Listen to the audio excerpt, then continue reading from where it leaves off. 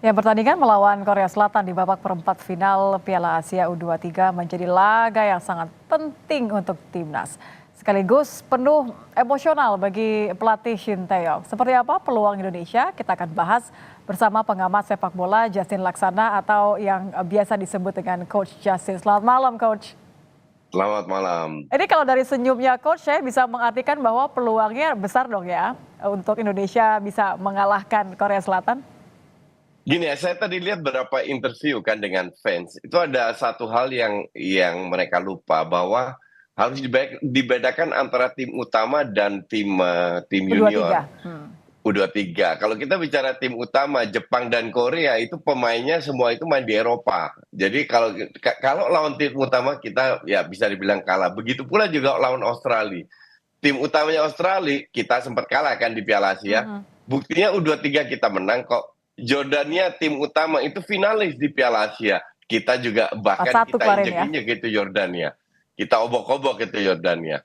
Jadi kita bicara pemain U23 yang nggak ada satu pemain Korea yang main di klub besar di Eropa. Sama kayak kita. Justru mungkin pemain Eropa kita lebih banyak daripada mereka. Artinya kita punya peluang. Definitely kita punya peluang karena ini U23. Hanya apakah menang atau tidak, ini banyak faktor yang Faktornya ya. menentukan. Faktor pertama apa? Ya. Mental. Nggak boleh blunder.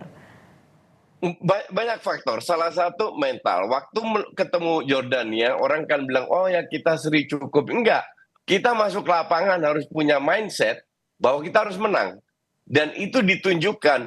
Babak pertama unggul 1-2-0, babak kedua tetap menyerang terus, mencari gol sebanyak mungkin. Nah ini sebuah mindset yang luar biasa karena lawan Australia, di babak kedua kita main bertahan dan diserang terus. Untung nggak jebol. Keberuntungan untuk tidak jebol ini nggak boleh kita kita andalkan lagi.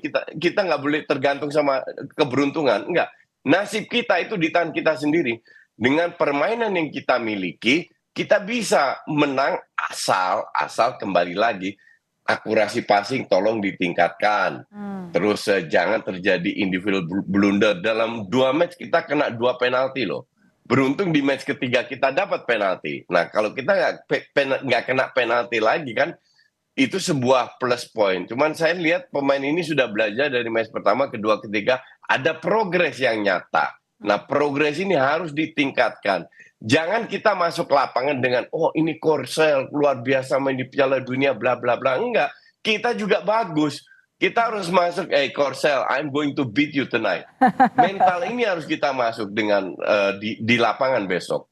Ya, dan itu kan sebenarnya keberadaan Shin Tae-yong ini kan juga memberikan semangat tambahan ya, apalagi kan untuk personal sendiri. Shin Tae-yong merasa menanti-nanti kapan bisa melawan negaranya sendiri. Nah kalau Anda melihat ini keberadaan atau alasan emosional sekali bagi Shin Tae-yong, melihatnya yakin bahwa Shin Tae-yong akan begitu tertantang nih untuk mengalahkan negara asalnya atau justru menjadi pressure tersendiri?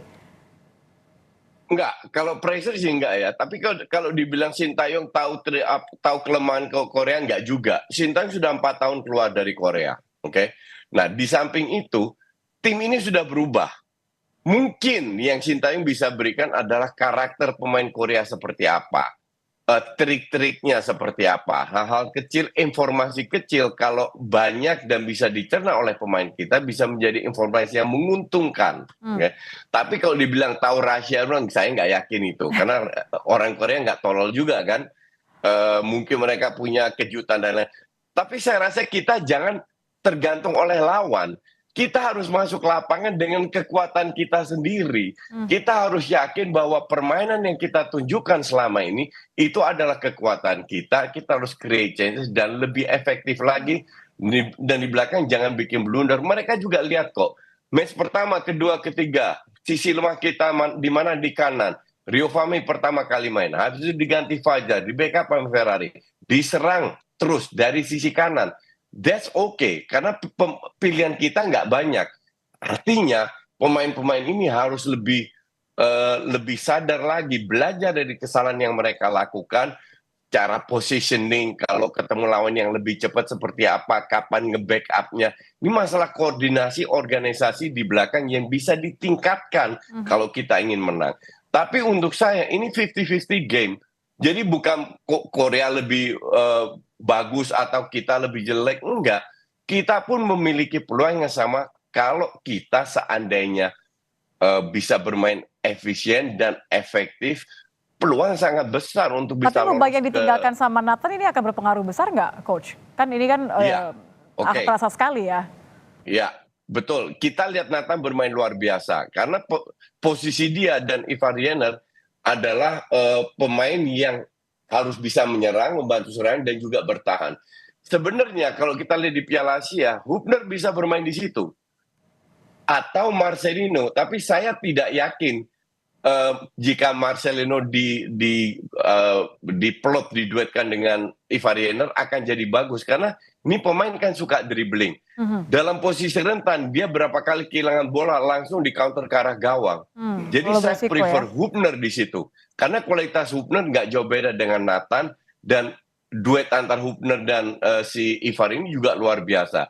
Jadi biar Marcelino di depan sama Witan sama Rafael Struijk karena mereka sudah kompak.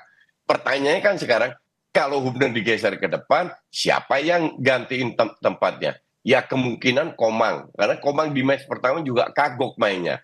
Tapi setelah itu dia masuk, lawan Jordania dia masuk, dia cetak gol. Semoga dengan cetak gol percaya dirinya lebih meningkat. Kembali ya. Jadi lebih realistis untuk saya atau lebih mempertahankan kekuatan kita jika Hubner yang digeser bukan supaya Marcelino. Kalau akhir skor nih saya ingin lihat optimismenya, kira-kira bisa berapa nih akhirnya? Ya, ini bisa sampai extra time bahkan adu penalti karena saya lihat kita sama kuatnya tergantung siapa yang bikin Gentar lebih dahulu ya. dan siapa yang bisa memanfaatkan. Oke, terima kasih Coach Justin. Tentu kita Oke. berharap yang terbaik. Ini mentalnya tidak boleh kalah, tapi we believe in them. Kita percaya Kita pada harus squad percaya kita bisa lolos. Garuda Muda. Mindsetnya tadi. Terima kasih. Selamat malam, Coach Justin. Oke, malam.